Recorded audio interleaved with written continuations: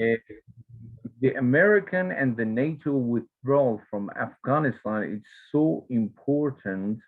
It's not only the geopolitical of the Afghanistan, as we mentioned, also it's, who's in the power right now in America. In the United States, as you know, we got to the power Biden administration after, so that we have fraud and too many cases that we didn't have any transparency in these elections that brought them to the power. From one side, Rudy Giuliani, as you remember, the attorney of the Trump, said whatever that was important not only for the Americans, that 75 million people they parade and they say yes to Trump and didn't want the Sleepy Joe because of the far left socialists and well communists and Antifa that we have in America as well. The presidency got to the power by the way with the COVID-19 after that we have too many cases in Far East. One that was SARS, and we have other viruses. Why in the Trump administration, the first question is that it was started the COVID-19. So before also we had it wasn't so collapse of the the economics and the global economics. Second question on the waves of the COVID-19, Biden administration of far left and liberal Democrats that are looking as a genius men coming from globalization, looking for the human rights on all over the world. Okay, got to the power. Even Obama, whenever that you got to the power, we have the ISIS, the Daesh, we have cutting the journalist's head, and we have in these days also the green movement in Iran. In Obama administration, that's the Democrats for 8 years, and the Joe Biden was the advisor of him as well in for all 47 years of Joe Biden administration that he was 47 years ago as a history of diplomcy. He was the advisor of Jimmy Carter. As you remember, Jimmy Carter was the one in the Guadeloupe convention. They asked for withdrawal of the American interests in Iran and let the Islamists, Shia Islamists, gonna get to the power. The mullahs and militarism. It means mullahs in Iran gonna get to the power. Whenever that is spoke about the human rights, the dictatorship of the Shah of Iran, they wanted to overthrow him and undermine the regime of Iran. That there was a nationality. There were confrontation between the nationality or nationalists, Iranian nationalists, to the globalists that they wanted the Iran that bring all these clergymen that didn't even know that left or right hand are going to get to the power by the mosque and so on. So it's not the first time that American interest, American, that means the the Democrats interest make them to abandon the interests of their own friends, allies in the region. First, it was 1979 that they abandoned Shah of Iran and led for 43 years. The mullah is going to get to the power in Iran.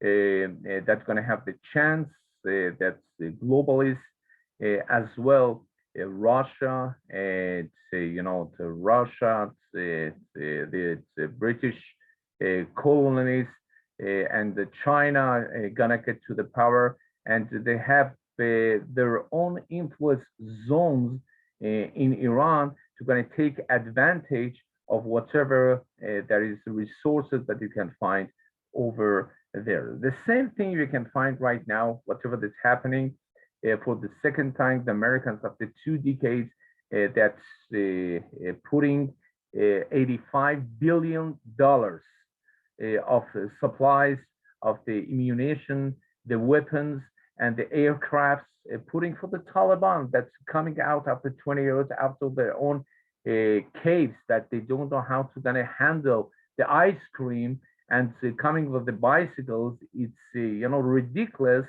that they're gonna get to the power that were 75,000 Taliban coming out of the caves, and by the support of the Pakistani Islamic Republic of the Pakistan, that we have confrontation with the interest with India also in the region, in the Central Asia, and bring them to the power.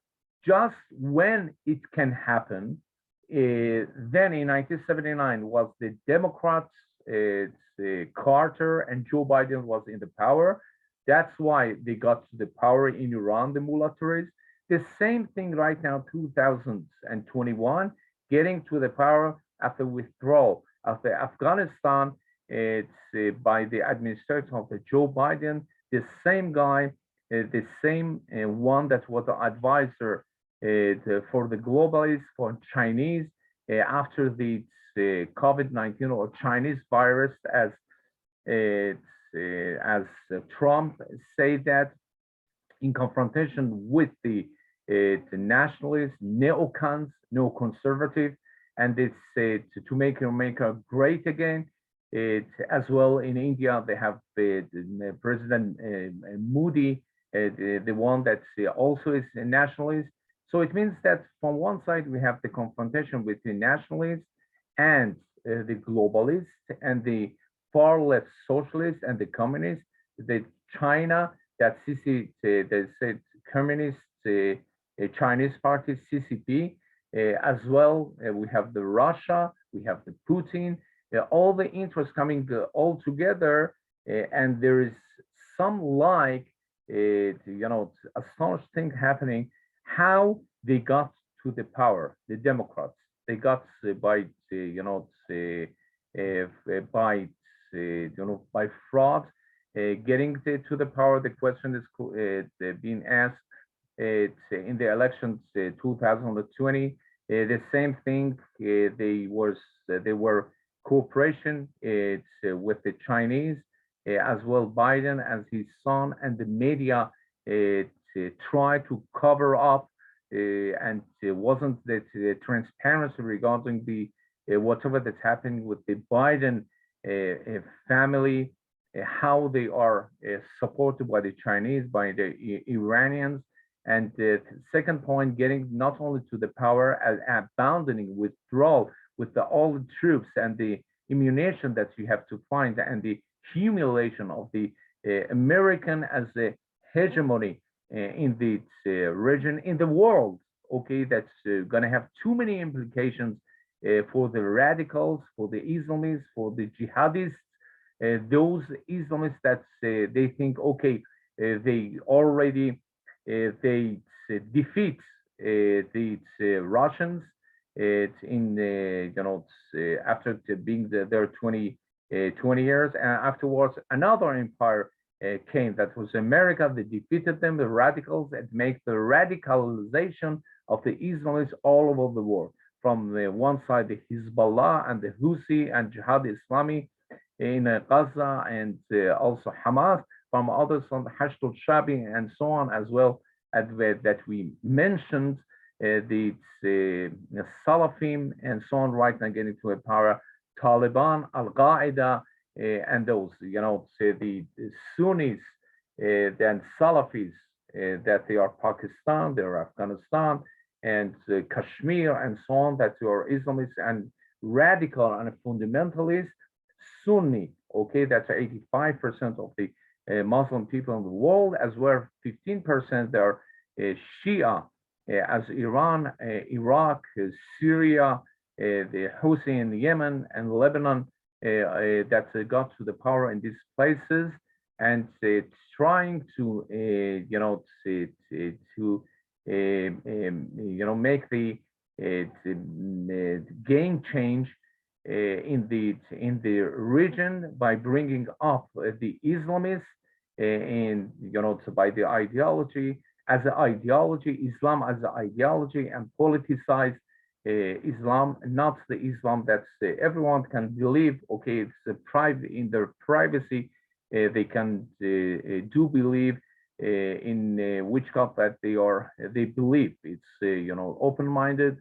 The people, they are free will that they're going to decide which beliefs they have.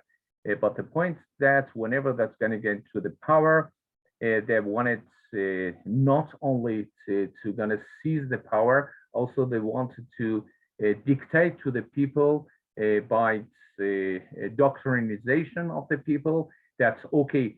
3 million, it's women, 3 million that you are in Afghanistan. They cannot get to the school. They don't want that. They want the ignorance. They want not going to be educated. The women. They don't want them even to going to get to the power, and so on. This is the ideology of the politicized Islam, as well. The confrontation, as we mentioned, Huntington clash of the civilization. The point is that from the one side we have the civilization of the West and East, and right now it's happening inside Islam between Shia and Sunni, radical and Islamists, to conquer all these regions and bring instability to the region.